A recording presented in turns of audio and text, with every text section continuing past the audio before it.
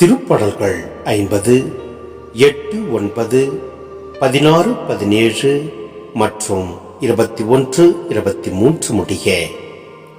நீங்கள் கொண்டு வரும் பலிகளை முன்னிட்டு நான் உங்களை கண்டிக்கவில்லை. உங்கள் எரிபலிகள் எப்போதும் என் முன்னிலையில் உள்ளன.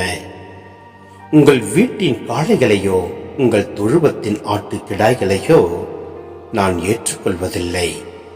ஆனால் கடவுள் பொல்லாரை பார்த்து இவ்வாறு கூறுகின்றார்: என் விதிமுறைகளை ஒதுக்குவதற்கு உங்களுக்கு என்ன தகுதி?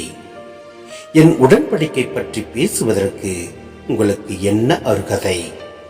நீங்களோ ஒழுங்குமுறையை வெறுக்கின்றீர்கள். என் கட்டளைகளை தூக்கி எறிந்து விடுகின்றீர்கள். இவற்றையெல்லாம் நீங்கள் செய்தும் நான் மௌனமாயிருந்தேன். நானும் உங்களை போன்றவர் என எண்ணிக்கொண்டீர்கள். ஆனால் இப்பொழுது உங்களை கண்டிக்கின்றேன்.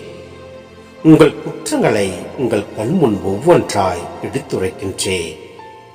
நன்றி பலி செலுத்துவோர் என்னை மேன்மைப்படுத்துவர்.